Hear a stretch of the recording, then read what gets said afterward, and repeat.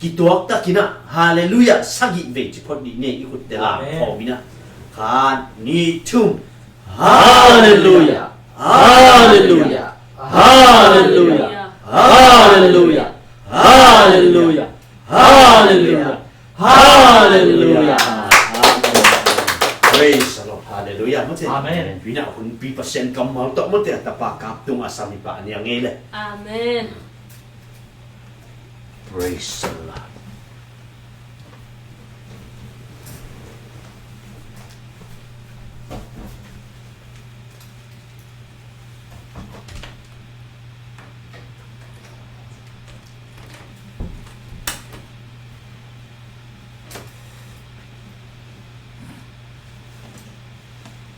nama tujuh lem do.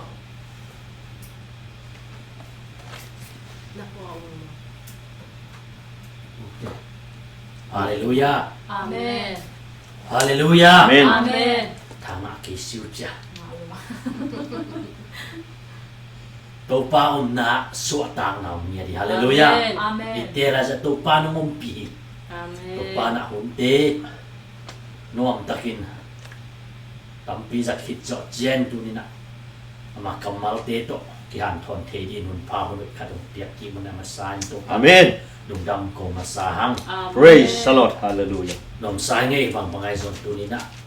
No tim to anong ta pol pia ichibangin. Pasien pat komin pasien tunong ta ti ku khop the mai na. Masan to pa min kapat masai. Amen. To pa atakin.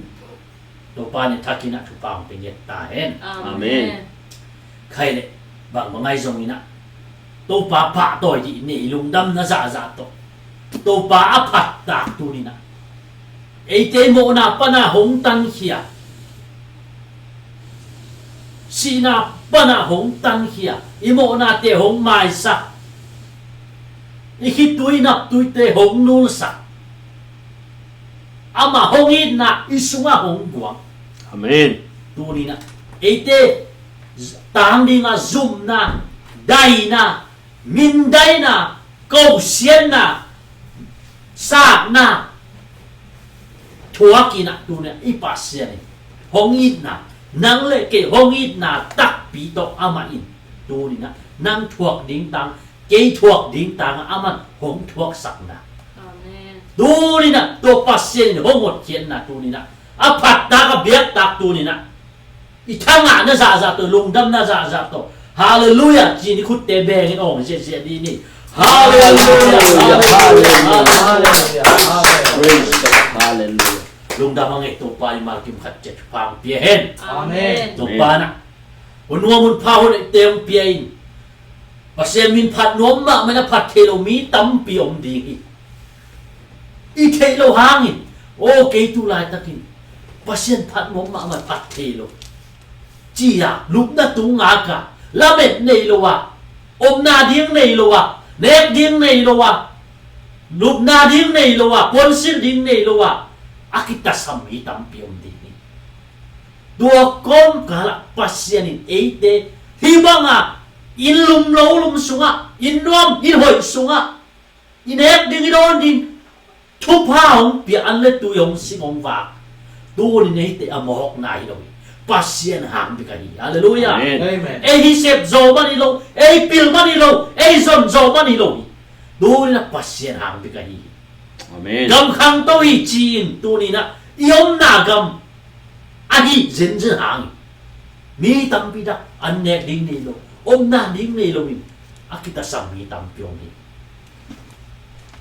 bum pi tak sa zong kha gam lo mi tam pi tak om ni ise pi mo na ki mi pa ma el le ha mi te zatui za ha to ni si ma zatui za ha ne a na se ma kon ko jong mi tam pyong ni tua kom kal e de to par jam na hong pia in bang ma za tui za haki sam lobi ise bi mo na te sep zo na ha na hong pia in inga sa sumle pai te ama min than na dingin a ze ke dingin zo to pan pang pia in Amen. dua na tu na e te to pan a hoi na tak tak to hi chang ong tun pi hong ma kai na pen tu na i pa sen phan no te lo dian lo te lo ba toi lo te lo น่วมโลเทโลลามโลเทโลฮาเลลูยา Amen. โดยมันตัวนี้อนุงตาอวางเลยปัสเซียนอีเบียกโตปะเยซูคริสต์มินทันนาเลวางเลยนะเห็นตัวตอนตุงตั้งตอนตุงตาย Amen. Amen.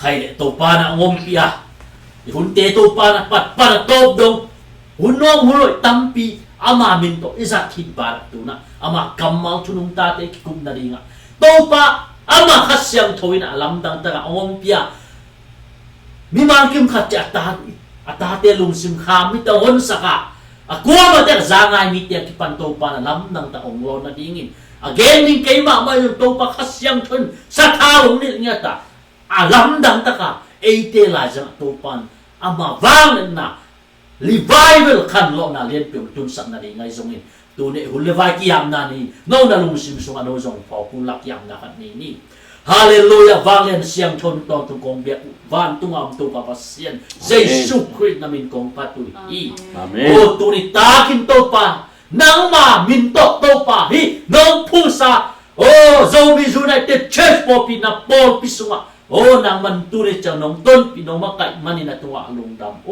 na tulong ta kamal mangay law ding turi na gen ding kay man tapa mukle kam ngay sun na lumsim kapumpi ka kakanun ta na nang ma mintan na di unzang nila na day man to pa hunte apat pa na lai jang to nong kalson pidi ngutin Jesus Christ namin tuwari tungay ni nang makusok ng api Amen Amen kaya ilay siyang tobute laki kimin yete namun jet pa ni entang tangin tuwi na pasyan kama to talakom diya ete kingak na bulpi na pasyan kama lay siyang tuway mite ge ngok dito kingay lowin Tuleng zao tung to kingai hilowin. Anong da pasyen kamal amang ilaw ding to kingai. Wale le mang thang zawin kakamal beng ilaw ding. Mang thang ilaw ding ichi. Praise the Lord. Amen. Ni khat ni chen pasyanin abor sa na te susedinga beidinga. Ahiso ama beng ilaw ding. Amen. Praise the Lord. Amen. Ahiso ma mang ilaw ding. Praise the Lord. Amen. Buhay man tu ni ama kamal anong ta tuni na ama tudo ti kumhom diyang Amen. tuni na tubol puin bagyam chile pasyen hongi na in ete atani hong boy Amen. ituluway praise the Lord Amen. Amen. pasyenin hongi na hangin ete ama taringin ataringin ete hong boy praise the Lord Amen. tuni na pasyen tate Doon na ete kuat yam chile pasyen tate bangang yam chile pasyen hongi ahi manin atading ete hongboi Amen Amen. tua pasyenin atading ete hongboi patuan Jesus Christ patoy kutte beng sesedi praise the Lord praise the Lord praise the Lord Doon pasyen ete tani nong bortak pi Doon na kay pasyen tayong chitay diya. Praise the Lord. Amen. Amen. Doon na ite pasyen tak ihi. Doon pasyen tak ihi na. Pasyen hongit na, hongla na in. Ite atanin hongbol na tuway. Hallelujah. Amen. Yoman ito niya tubol po amasay tuway. Tupan takin ilong simkamit na wansak niya tayo. Hallelujah. Amen. Pasyen hongin na abulpi. Pasyen hongin na. Pasyen hongin lang hili. Doon ete inunta naman niyo. Ipaw nga. Ichiyak ang tuloy na. Pasyen hongin lo inunta na amok na piyay. Doon man pasyen hongin na hangin ete pen anong tatay. Anong bekilon at tatak ihi na tutunay ti kumhong diyan. Amen. Zohang masalian tum. Anew khatpan ni ensuk diyan. Zohang masalian tum. Anew khatpan ni ensuk diyan. Pasyan ni te bangza takin hongid na tu teyun. อามาหงอีน่าเลียนมาไอ้มันนี่เอเตเป็นปัสเซียนตาเตหงกิจิยาหงกิจิมาบังอีตักปี Amen. เลยตุงมีเต็งดูหุ่นจังลงปัสเซียนเทโลไอ้มันนี่เอเตจงอาหงเทโลไอ้กะโลมีเตียวเอเตเปลี่ยนเสียดิงตักเตลินหงกินัดไหนลูกพางอินดูอินปัสเซียนตาเตอี อัน Amen. นี้จงอินคริสหงกินัดจังอินอามาเปลี่ยนเสียไอ้บังเตอินมุดิงอีมันอินอามาอิบัดนารินดูเดี๋ยวตัดอีเทอี Amen. Hallelujah. Praise the Lord Amen. ตัวปานเดียวเสียมีมากิมขัดจิตฟังเปียเฮง Amen.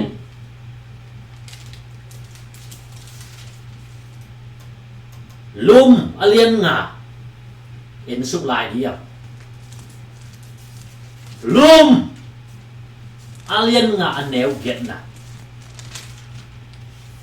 อาฮีจงอินเอเตโมนาเนยีลายตะกินเอเตอาดิมินคริสผมสีไอมันอินบัสเซียนินเอเตหงอินมานาทุหงลักขินี Amen. Amen. ลูมาเลียนเกียรติอันแนวซ่อมทุ่มเล็กกว่าในลายเดียวเลยตัวอมนาเตเลยนัวยาอมนาเตปัสเซียนบอลสานาเตขัดเปียววินอีโตปะคริสเยซูหางินปัสเซียนินเอเตหงอินนาโตหงเคนโจเฮตโลดี Amen. หง Praise เคน the โจเฮตโลดี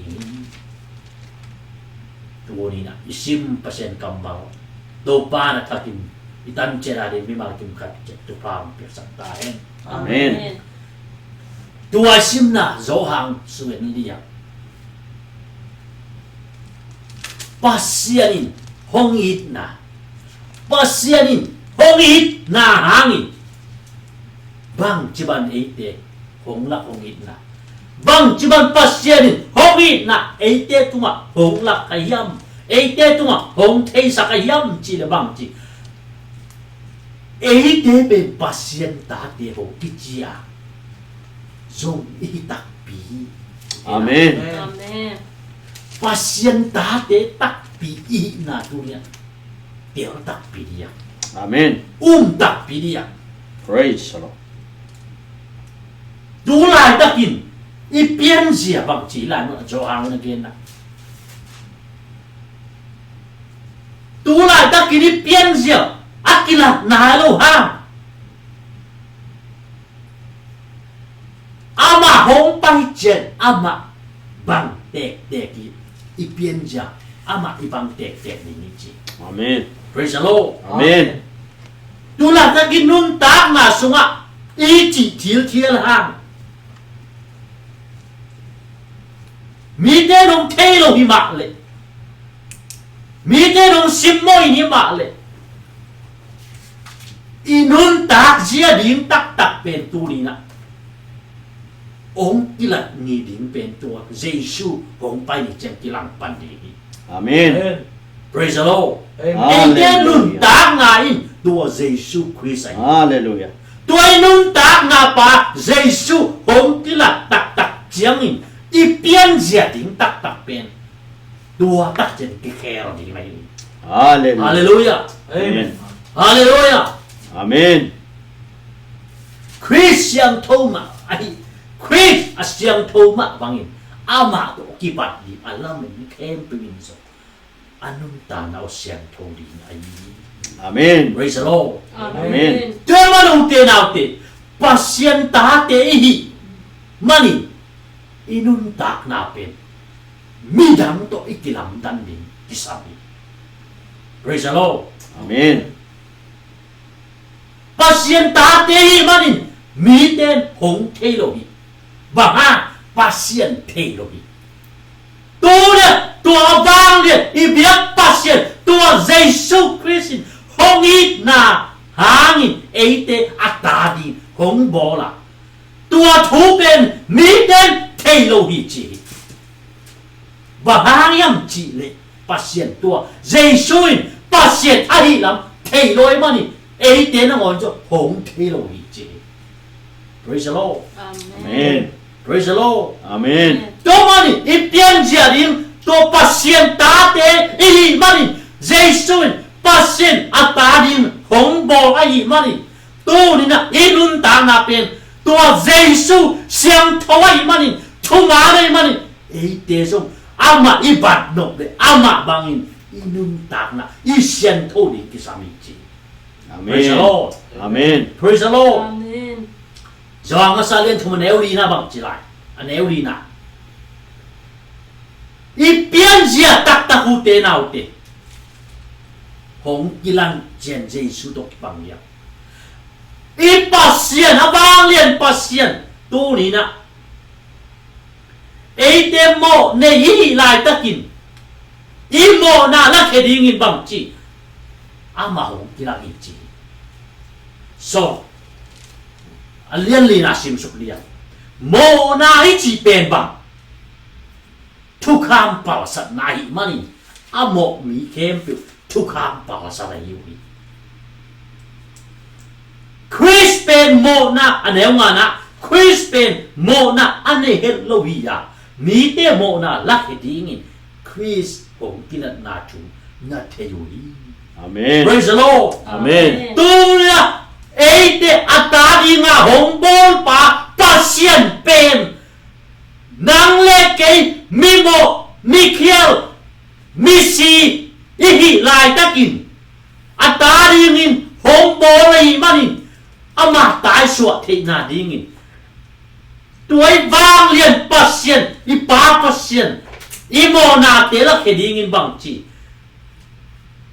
Chris pen mo na anei hen lo hiya mi te mo na la khedingin Chris hong kilang na chu na theu hi chi ute nào te tua pasien pen imu thei lo ei te hong it na hong laka ama mi banga a hong piang tua Giêsu Christ pen mi hingong pian na hangin ama pen bang chi Chris pen mo na nehet lo wa chi Giêsu pen pasien hiya mi hingong pian na hangin ama tung ama sunga mo na them zo om kil loi mo vel loi nang le ke thuak dim ten thuak ze na thuak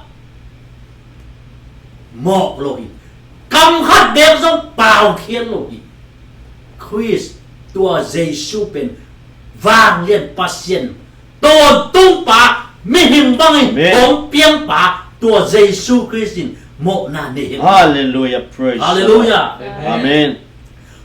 Mi hinga hong pian na in bang nang le ke mo na ala hinga hong piang ai. Praise the Lord. Amen. Hallelujah.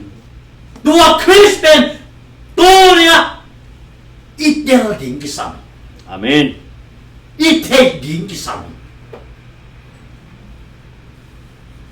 Pasyanin ete bang za taka hong it na tu theyun chi yam chi de na sim na. Ete pasyan ta te yi chi. Praise the Lord. Amen. Praise the Lord. Mi te long thay kỹ mặt. Mi te biak biak nào. Hong thu pi sim kỹ mai te. Bằng hang yam chi tua Giêsu Christ của yam amao tiên thầy đồ yi chi. Bằng chi lại. Ấy te pasien ta te hi lam amao tiên thầy đồ yi chi lại. Tuai morning tu ni o te nào te. Pasien ta te tak tak yi. Amen. Pasien ni na tayo ng botak takay. Amen. Ipian siya tulad takin bang maahi loha. Tua Giêsu Christ ông tilat siya ete ama pian siya. Pasien pian siya anay ding te. Praise the Lord. Amen. Tua ding lamit na anay nang leki akwa machiatin tunina. Tua Giêsu Christ bangin imo nate. Mo na boloin inun ta na isyen thoni kisami chi. Amen. Hallelujah. Praise the Lord. Amen. Hallelujah. Sim suk lai hiya. Neo guk na tu ahi manin Christo ki Paul mi te mo na bol non lo wa. Mo na bol lai te pe. pasien among ngilo at hey ngilo ahihoy. Praise the Lord. Amen. Tua Giêsu Christ thầy tắc pin, muang tắc pin, tắc pin, atel tắc pi te, ama to kizum tắc pi ten bang chi, mo na bol lo bi chi. Ai dân mo na bol te bang chi. Tua Giêsu pen qua yam chi thầy lo, zong mulo, tua mi te ahi chi. Amen. Hallelujah. Praise the Lord. Amen. Praise the Lord. Amen. Đó mình khai ta tiêu mi te khem san ta ke yun. Chris athu man ai ma ban. Aman gam ta khem tu athu man ai. Amen. Praise the Lord. Amen. Tua Giêsu Christ thu man ai mani. Thu man na gam ta mi khem tu pen kwa. Ama ta te ai chi. Praise the Lord. Amen. Amen. Ahizon thumana gam talo kuachi akipat chila kipani doi mang pai mo na bor ton tu mai mai mo na bor mi khem pe uzo doi mang pa mi hi doi mang pa na sep na be sak dingin pasien ta pa au pai ute nào te Giêsu hong pai na hangin ba tua Giêsu in vang liên pasien mi hing bang a hong pai na hangin ba mo na ne het lo mi hing ma ong i te mo na bol het lo zong mo vet lo mo na ne het lo thu man to ki tiam akipat chi la mo na bol đôi mang pa vàng lên na mo na thu nei na asu se di ngao pai hi chi tua Giêsu Christ. Praise the Lord. Amen. Amen. Đôi mang pa vàng lên na su se di nga pasien ta pa Giêsu Christ hong pai hi chi. Praise the Lord. Amen. Praise the Lord. Amen. Đôi man bang chi pasien ta te mo na bol lui pasien ta te hia pasien lung sim pai wa imani mo na sung bol long lo pasien ta tak te hi a chi mi ten bang chi mo na bol te lo bang ha pasien sung pan a suwa kai bang ha pasien mo na bol lo. Praise the Lord. Amen. Ai yung mo na bol te in bang chi pasien tua Giêsu pen pasien ahi lam tel lo tua Giêsu pen mo na nei lo ahi lam tel lo yo manin pasien to kizom lo te tua Giêsu Christ a tel lo Giêsu to a kizom lo te begin mo na bo te hi chi ahi yung tua Giêsu Christ tel takin ama hongit na sunga ho ten tak le tu ni na Giêsu to na kizom le mo na bol thing yan lo chi. Amen. Praise the Lord. Amen. Praise the Lord. Amen. Tuan pasien ta le doi mang pa ta te kilam dan na hi chi. Hi pen bang chi pasien ta te le doi mang pa ta te a kilam dan na hi. Amahanin gam ta lo in a Christian mi pi te i lo mi pi ma pasien ta te lo hi chi. Ute na ute. Praise God. Pasienin bang chi hong yi ta hi manin ate mi si hi lai takin ate tan khedingin Giêsu hong si hi pasien hong yi nai pasienin hong yi ta hi manin ate imo na la khedingin mi hing bangin Giêsu hong piang hi. Praise the Lord. Amen. Tua manin pasien ta te tak i hi u te nau te Amen. ilung sim suat jam te dia. Teman, mi mo kilon pasien ta te tak na hi na tu na kitel tak pi. Teman, pasien ta te hi pasien ta hi na chi tak pi le tua Giêsu Christ tu i zui lo pamoi. I u lo pamoi. I mo lo pamoi. Amen. Praise the Lord. Amen. Praise the Lord. Amen. Tu pa min thana le wa na hem tang ton tung ta he. Amen. ตัวไม่ปัสยันตาเตหิตักตักนะหุ่นข้างไงอินุนตากงาสงเอเตบังโมนาศิลาฮีศิลาฮีเอเตศิลาเตฮีกัวศิลาโมนาศิลาโมนาสงะมิสีโมนาทามันสีนาลาเมนเนโลอินมิสีอิฮิลายตะกินศิลาอิฮิลายตะกินปัสยันอินเอเตหงอินนาหงลักินเยซูคริสต์เอเตตาเลนองสี Praise the Lord Amen. Galatia lianli Galatia lianli anewli pan kuan suklai dia Galatia lianli anewli pan kuan suklai dia pasien ta te hina ahi hangin aun hong tun kim chiangin pasien atapa hong sola thukam noya nu mei sung pan hong swaki Amen. Praise the Lord อาเมน ทุกข้ามโนยาอมเตตะปาหินาทุเนนากิมินอิงะเทนาดีงินหงตันโซมี international version ต่อกงสิมีตัวมอเอเตเป็นบางจีอาฮีหางินหุ่นหงตุนกิมเจนปัสยานินอัตปาหงโซลาทุกข้ามโนยานุเมสุปันหงสวกิBaharin Jesus Christ minim bang nong piang Baharin Mary sumpan nong swak Tukam dok gizuya ama ong swakayi Tukam nuaya eite pen mo na sila tukam nuaya ni te ahon khet te na ding Tua tukam dok gizuin Jesus ahuna tun jiangin mihing sumpan Mary sumpan suakayi Praise the Lord อาเมน Praise the Lord Amen. do pan dia siya mimakim khatchet pang pian อาเมน Praise the Lord. Hallelujah. ane ku na bang chi no te ben ama ta te na hi na u ahong la na ding pasien ama ta pa khasyang tho e te sunga ong tum saka tua khasyang tho ni pasien pen pa o ong sa Amen. Praise the Lord Amen. Hallelujah. Praise the Lord อาเมน Praise the Lord อาเมน Ute naute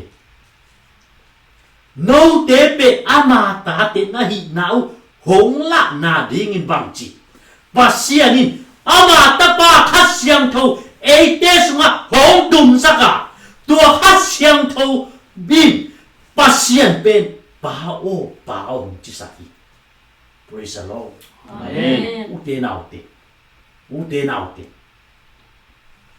Sila hinon lo hiang Eite mi mo kinon lo hiang Pasyan ta te hi tak naan bang chi Khasyang thau iswa hong ten tak chen Amen. Khasyang thawin inun ta ma sunga pasyan pen pao Amen. chi sak i tua Praise Jesus the Lord. hallelujah Yes. อาเมน Yes. tua pao chi sak na in nang le kay pen Yes, ta hallelujah. te pasyan ta te tak hi na Praise the Lord. kilang saki hallelujah Amen. อาเมน Eite sila hinolo ya. Mi mo kinolo. Mo na sila hinolo. Inun tak na pasien pen tua khasyang thawing a jeng tua khasyang thawin pasien pen eite pahi na pen pao chisaki. Praise the Lord. อาเม Amen. น Yo ma no te sila hinolo in. Pasien ta te na himalun. Pasien ama ta te rin. Ako ikempyo. No te hong pirili. Amen. Praise the Lord. Hallelujah. อาเมน Dua manin, tahi manin, te kuat. Pasien gam lo ding te iya. Praise the Amen. Lord. อาเมน Amen. Silain gam lo hi, silain tu ne lo hi. Sila pen silai. Ahizun tahi manin, pasien pen pao jisaki. Praise the Lord. อาเมน Amen. อาเมน Dua manin, pasien pen pao ji manin, pasien pen ipaya, te ama tai tak tahi. Amen. Praise the Lord. Amen. Tôi này để sirahin nó rồi pasien ta tak tadi tadi main ama gam lo di ngawong tel te ya praise the Lord Amen. sirahin gam lo rồi tôi main pasien ta te begin gam rồi tôi mà ấy te camp pasien ta hong boy main ama gam lo di ngawong tel te Hallelujah. praise the Lord Amen. tôi main ta hong boy be kilon agam ane sa camp a lụa dingin a bol sa na khem pe a nei ding a lụa ding nang le ki pasen hong bo la hi a ta ding hong bo hi a lụa ding hong te ri tua hong te pa Jesus Christ pa toi kom zen zen ni praise the Lord praise the Lord praise the Lord Praise the Lord. Lord Amen. damangi praise the Lord praise the Lord Amen. Amen. tu na tua Jesus Christ i pian sia di tak tak akilat nai lo ha Amen. tu na kei ma pasien ta kai Amen. Amen. Jin na kitel di ikitel ding to pi Amen. to hasyang to isunga hong ten ding kisami to hasyang to in eite pa ong saki pasien pen pa ong saki praise the Lord Amen. to man tu ni na uti na uti inun tak na suma abe sa hun la ya pasien theiloin pasien to ki gam lai pasien tahi na ine lo lai hunin ipian ngei lui te igam tak nas lui te leitung ngei na te lungku thangai nei no loin to ya to pasienin eite ama de na banga anung tarin hong bo lai mani to ina ama de na ba inun ta na kisami Amen. praise the Lord Amen.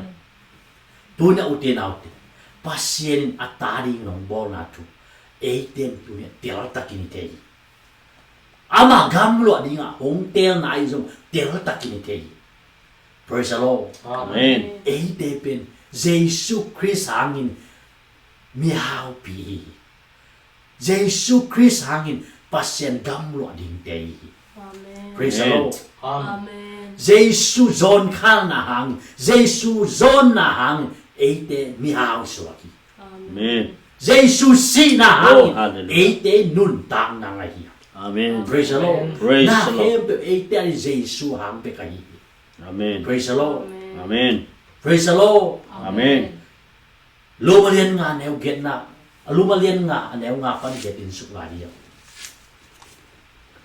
Lumalian nga neo ngapan gerin suk ngaya pasianin eite tunga ahong piak akasyang to eite sunga ama i na hong guang ai mari hilamet na in eite hong lung kesang ni lohi praise the Lord Amen.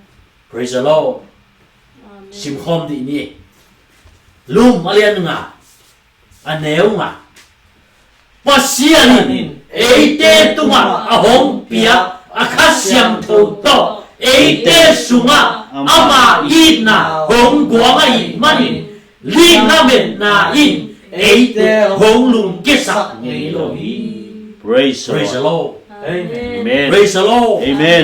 pasianin hong ina hong lakin bangchi akasyang to eite sunga hong guang in hi in eite hong lung kesak ni lohi pasien hongit na in ute nauti atading nong bori eite mimo mikhian aki huai kine thelo pasien to ki gamla pasien to kine thelo miki huai ki huai ma mo na to ki dim inun ta na pe ama i hong nu seloi hong it luai man ong it na hong la nan bang chi akasyang to ite sunga hong bu Amen. praise the Lord Amen. tuain ite ilong ke saklo anel kung na bang chila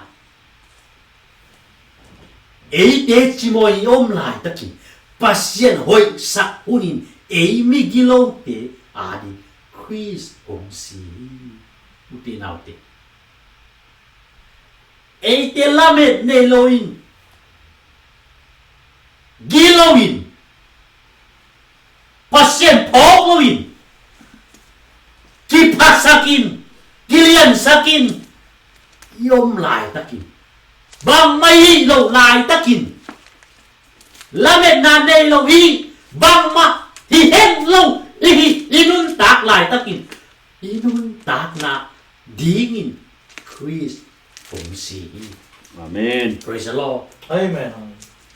มีหวยคาตาดีนะสิงามเอาขาฮิจงทุกข้ามจุยจงมีปาดิงสิงามดิงทุกสมามาคาตาฮีปัสเซียนเป็นโมนานในเฮลโลปัสเซียนเป็นมิหิมบังอาหงกินักมันินอามาสุงโมนาอมโลตัวเจสุยโมนานในโลมิหิงหลงเปลี่ยนอาหารนางอนะอามาดิวิสิดิมเป็นฮักสมามาดิสิดิมเป็นอาหารอมโลโมนาในโลสิดิมที่เป็นใบเห็ดโลดีไงมันอาฮิจงนังเล็กจงยิดมันในวังจิตอันเดียวกันนะอาฮิจงเอเตโมนาในฮิไลตะกี้เอเตดินคริสของเสียมันนี่ปัสเซียนเอเตหงยิดมานาทุหงลักขีนี้เตนาเปเอเตมิสซีโมนาสุงะมิสซีฮิไลตะกี้ลาเมดนาในโลวินบังมาฮิเฮโลเอามังทั้งเรื่องลิงอีนุนตานะอีลายตะกินปัสเซียนี่เอเตหงยิดนาหงลักกิเอเตอาดีอามาหงสี Amen. praise the Lord Amen. praise the Lord Amen. ตัวมารู้เตนะเตปัสเซียนหงยิดนาเอเตตัวนี้นะอามาขัดเสียงตัวอิสมองกวางตัวอามาขัดเสียงตัวอินเอเตเป็นตัวนี้นะศิลาปนินะโมนาศิลาpasien tahilo mi lamen na neilo inun tak lai takin pasien ate pen ata ding nong bola to khasyang thoin ta tak pasien ta tak hi na pen ong lakin pasien pen pa o chisaki praise the Lord Amen. tuya pasien pen ipa tak hi na ate pen ta tak hi na tuya Amen. tak tahi. Tua man ipian dia ding tak pen tu ni na. Tua Jesus Christ ti bang dia. Tua Jesus Christ hong kilat ni chen ama pian dia di. Anei ding hi mani. Tua lamet na anei bib ma in tu ni na. Inun tak na isian tho ding kisama. Inun tak na semua ama tu isu ding kisami. Praise the Lord. Praise the Hallelujah. Lord. Amen. Praise the Lord. Amen. Amen. Lupa na siya tira siya mi malaking katchet pang piye. Amen. Amen. Lum alien get na neo so lady na pan so lai dia.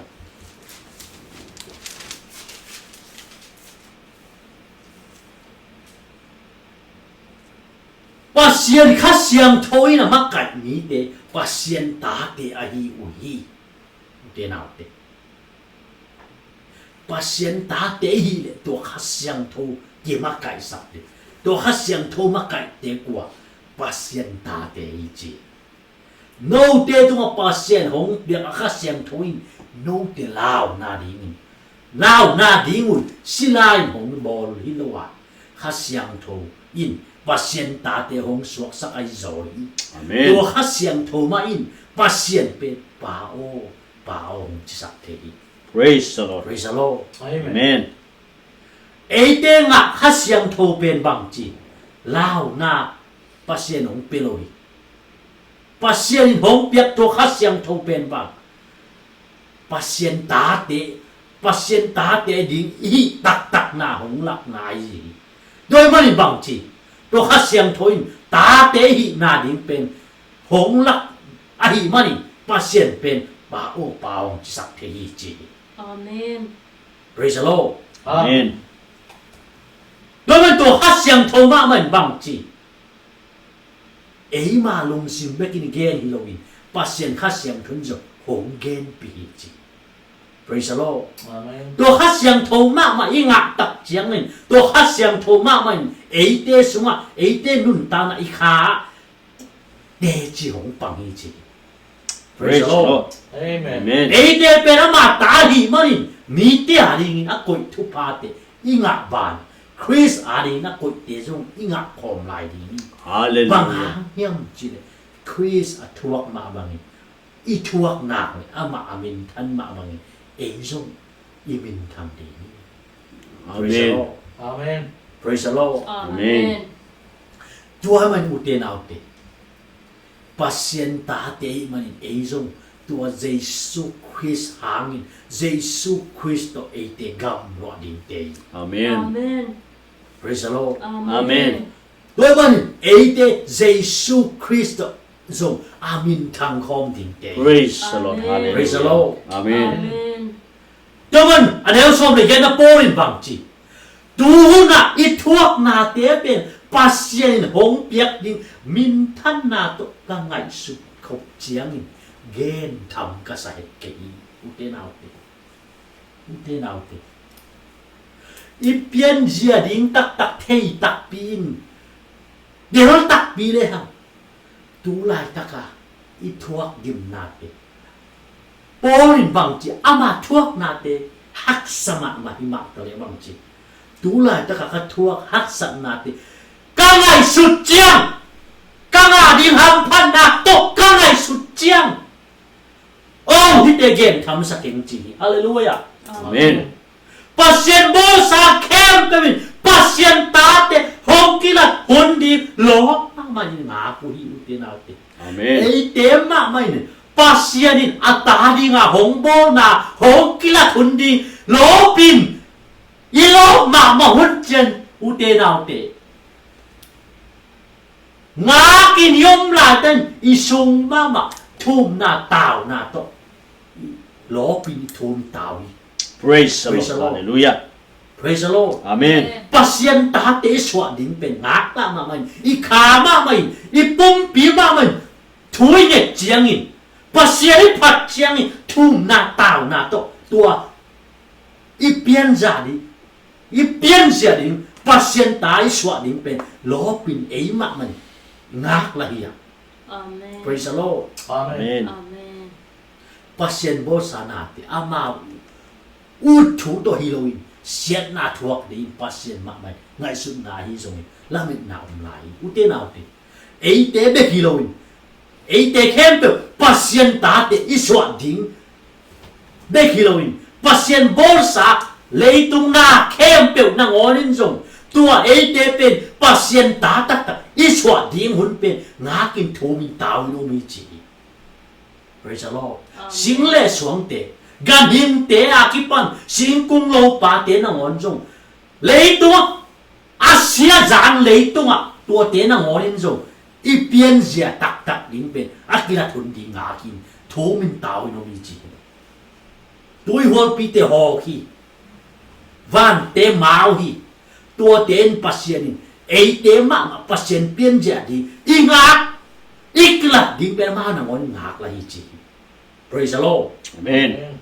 praise the Lord Amen. zin lim hi tua zin lim te tui hol kilok te hui pi gok pi nungin a hok te na ei te pen ikla ding pasien pian zia di ikla yang nga ka hi Amen. ei te ma zong to pasien ta di iswa tak tak te be ngak lan thu min tao Praise the Lord. praise the Lord Amen. Amen.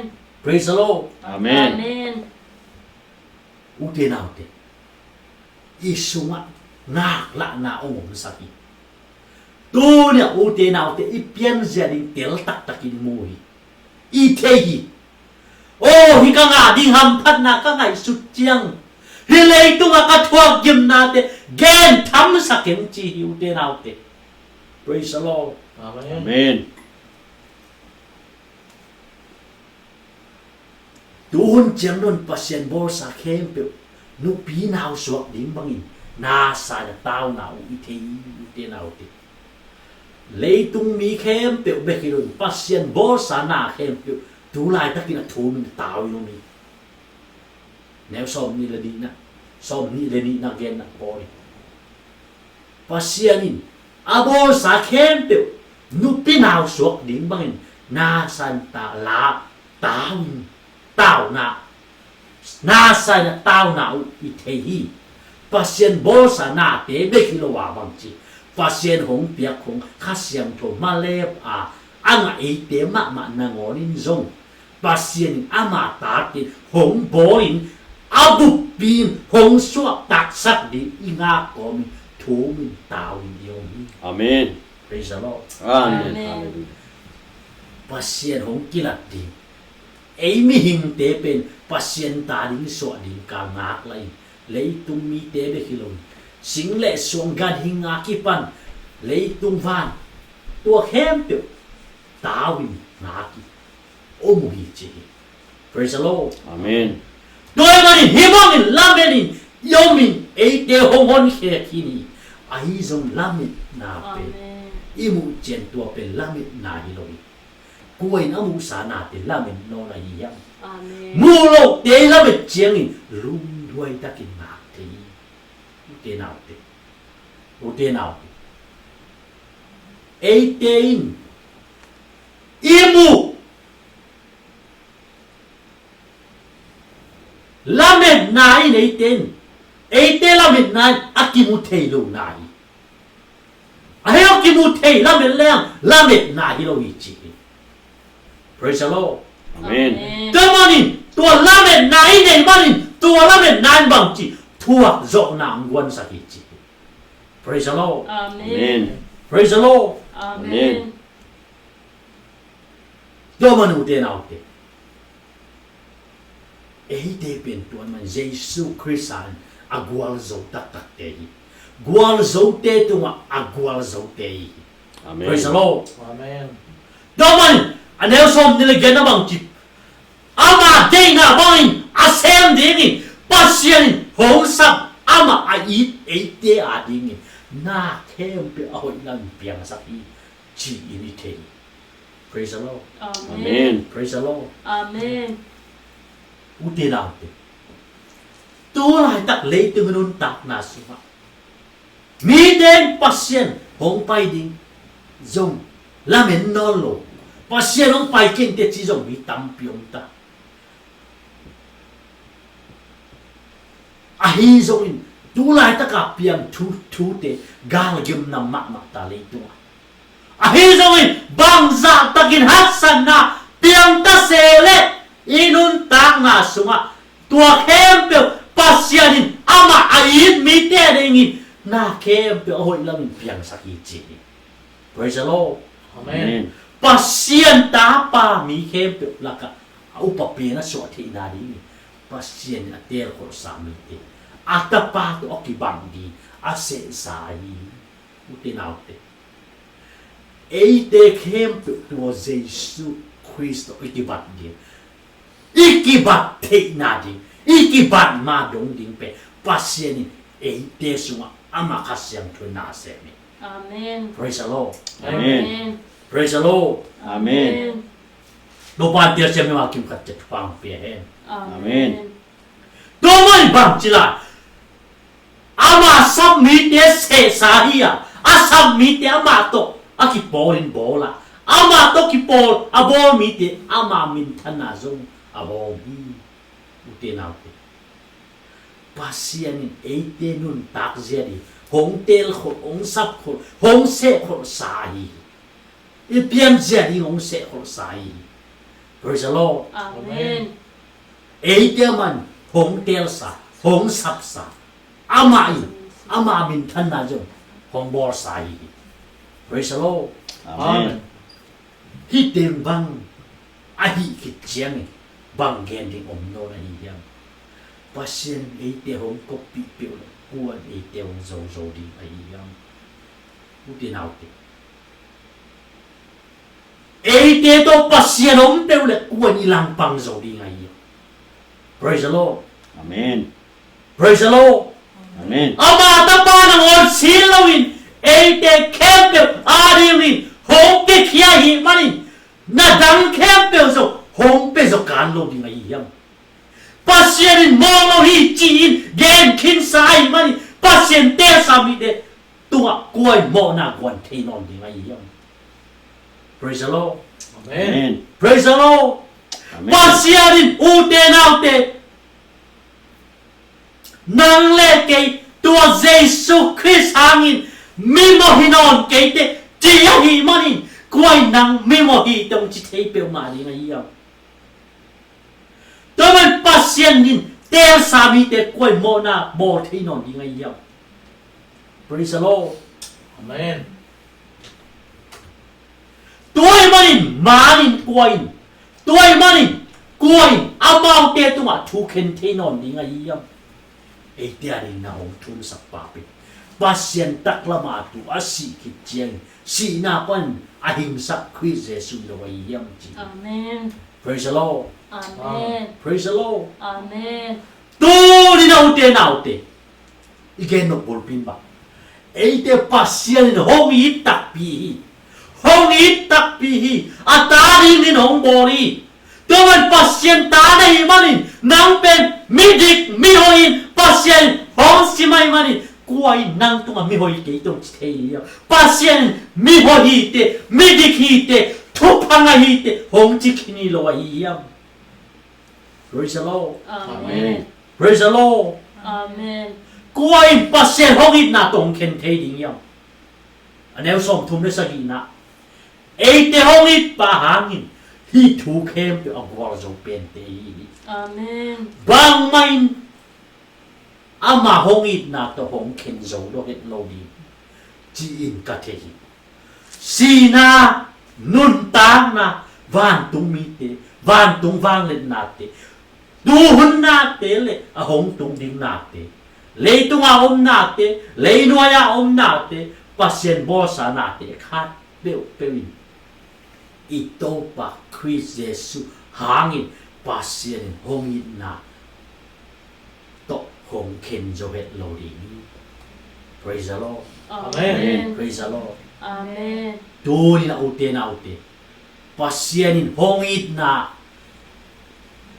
in nang le ki hong ken jo di quả mà ổn rồi si nan trong em khen dâu khen tệ lấy sung lấy nuôi á thu này tên trong khen dâu khen tệ van tung mi tên ông khen dâu khen tệ đuôi man u tên nào tệ Hallelujah. ito pa Jesus Christ hong in na pasien hong in na to hong khen dâu đi Praise quả the mà Lord. ổn Amen. rồi. Praise the Lord. Amen. Praise the Lord. Amen. Ama muan huai ama muan taki ama nong it tak pihiu te nau te Amen. Amen. ama ong it bantu ne ete it tak pilia ama nong it tahi manin ete zong isangam te it tak pilia Amen. iui nau te it tak pilia ilomi kwang te it tak pilia it kwang pi te it tak pilia pasien long it main ete misi mi mo hila te ete ne mong si ete zong isanggam ule nau te anin inun ta ngai piangam de isang. Praise the Lord. Amen. Amen. Praise the Lord. Amen. Pasien hong it nain si nain helin sa nain bang mai hong ken jo het lo ding chi tua man pasien hong it nain ete ko man hong ken jo lo ding pasien Amen. hong it nain ete so ma khasyang thong hong guangin ete pen ata tak takinong bori. Amen. Tua man tuin ute naute pasien ta tak tak nahi ute naute pasien ta tak tak ihi tuai manin pasien ta tak tak manin ete pen hi pasien bosa na kem pe alo ding te manin inun tak na pen tuin na ute naute zang khai ngai sunui pasien de na ban nong tai tuin na to pasien to khasyang tho ate pasien pau sak the pa tu ni na tua Jesus Christ mi him banga hong piang mo na nei hello mo na ki chia a bo hello a mo hello pa du ni na tua Jesus Christ ang bi kani. Amen. Praise the Lord. Amen. De ma ni tu ni na ute na ute nang le ki pasien tahi mani pasien ta tak tak pasien hongin na hongla na ate akasyam to isung to hongguanga ate ma mai pasien ta tak tak hina inun tak na so kitel tak tak hiya pasien ta tak tak hina ipian sia ding kila ding ngak lain tu ni na ate ma mai inun tak na sunga thomin tawin yobi tua be kilo leitung na hem pe gan hing hitale pasien borsa na hem pe tezu tua ni ding ikila jering ipian jering ngakin hoki jin lim te tui ho kilo tezu angakin a hokui doma e tezu tu ni na tua ipian jering ngak la in thomin taw isunga to hasyang thun e te ma ma te chong pang hallelujah Amen. tel sem to pa ma kim khat chet pang pen Amen. ipian jering tu ni na hong kilang tak pin tua man tu ne inun tak na tua lamet na to nung tai Amen. imu thelo lamet na anei te ya tua mani lung doi di ya tua jesu hamin zo gim nai thula thuak di ya ai no tua I thuak na te gen tham loi chi tham loi I nga jingam phan na to ngai su piang chi hallelujah Amen. Dong te na te tu ta kina pasienin hong itak pia hong itak pina hong la na in ama nun ta na to e te hong tan hin ama khasyang thoma man pasien ta tak tak ina hong kilang sakit to man pasien ta tak tak man tu ni na o to pa lung dami ngai kela met ne lo bang mahilo lo kitchen na ne lo bang mahilo mo na so misi kai la tan ke tang dia nong sia ke no hon kia hi o na ta ding nong bo tak tak na tu ni na katil sem ma tu ni na o to pa nang de na ban kanun ta na to pa nang ma khasyam to hong makai hong ki makai saknya tin chin to pa ama khasyam to samin tu ni isunga to hongi na tel the na ding to khasyam to isunga teng sakin guang sakin ama tu ni na ilung sim kong kha so hon kia hongi na ama teng saknya tin tu na ama tunga hongi na hong happy na tu ni na patin ba toy ni lung sim tak pito ki ko tu nya pasien maya ama do le vet pin dim to khomin online pa nong te so tu na pasien hongi na ni ate atari ong bo na tu nya ilung sim tak pito tu na ba toy khomin ilung dam na za to pa to dia Praise the Lord. praise the Lord hallelujah hallelujah Lung dam me to patuloy Oh, hallelujah, Papa, Lord, na hoyang to. glory glory Jesus oh hallelujah hallelujah hallelujah oh to pa na tari ni nong bol mari to pa na ni go te la met na nei no in to pa len lai pa khusyan go te tari ni to pa na man nong bol mari to pa na tunga nong dam